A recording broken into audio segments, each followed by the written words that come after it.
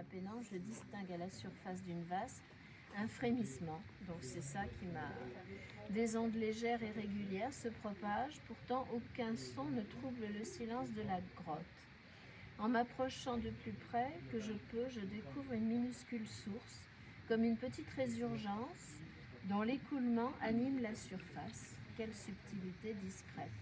Je me sens obligée de partir sur la pointe des pieds pour ne pas déranger cette ouvrière obstinée, de peur de voir s'arrêter ce léger mouvement de vie. Voilà. Donc c'est tous les vécus. Alors ça c'est des nappes souterraines, des rochers, oui voilà. C'est vraiment des... Ouais, voilà.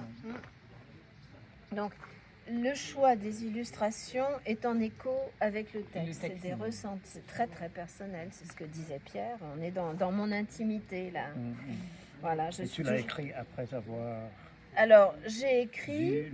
Non, j'ai écrit des souvenirs. Oui. Et après, j'ai cherché dans mes boîtes ce qui allait faire émerger. Ça a été un long travail. Hein. Ouais. Tu vois, je suis toujours fascinée par ce sentiment de sérénité que me procure la contemplation des lacs souterrains. Voilà, il a fallu tout ça pour arriver à ça. Et puis ensuite, voilà, il y a des petits dessins. Après, je cherche des petites choses. Est-ce qu'il y a un titre, pas de titre? Qu'est-ce que j'ai voulu y mettre? Donc voilà. Et puis là, après, je raconte l'histoire de la petite cabane. Pourquoi je suis arrivée là? Donc je vais vous la lire. Ah bah oui. Hein?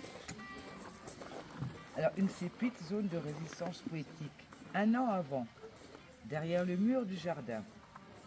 Il faut d'abord pousser la lourde porte qui protège l'enclave. Comme si elle m'attendait, elle est là, posée le long de la rivière. La cabane est hors temps. Sur le devant, elle est recouverte de vieilles planches, le dortoir des poules. Tout à l'arrière est grillagé. Je ne sais combien de poules y ont vécu. Sur le sol, seuls des restes de leur passage, coquilles de moules, d'huîtres, morceaux d'os, de la paille. Traversée par une douce lumière, le chatoiement du soleil sur les feuillages et le chant des oiseaux, elle respire calmement. Ma respiration fait écho à la sienne. C'est décidé, c'est chez elle que j'œuvrerai. Mais à un moment donné, donc ce qui m'intéresse, c'est toujours le texte et l'image. Enfin, la frontière entre le graphisme et si, mais c'est des écritures à la main, mais c'est de souligner des choses qui apparaissent d'elles-mêmes, c'est relever des choses qui apparaissent d'elles-mêmes, qui sont déjà là. Et au bout d'un moment,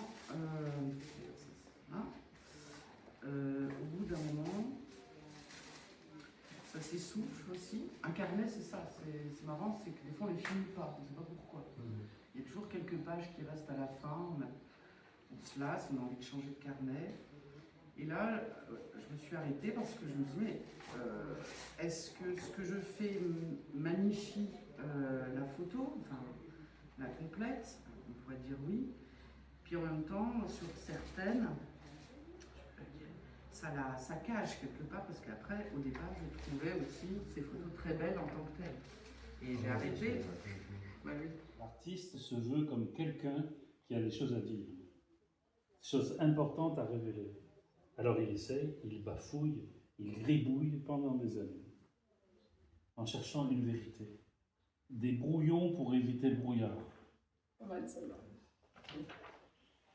Beaucoup de pages pour rien, pour l'œuvre absolue qui n'existera pas, l'unique qui ne peut naître. Je dessine parce que je ne sais pas exactement quoi faire. Je dessine lorsque je n'écris pas, parce que les mots cachent toujours quelque chose, que je tente de rendre visible sans y arriver. Que se passe-t-il entre les lignes? Il y a plus important, plus précieux, de ce qui ne se voit pas, de ce qui ne s'entend pas. Griffonner dans un carnet, c'est admettre l'erreur perpétuelle. Et c'est surtout la démontrer.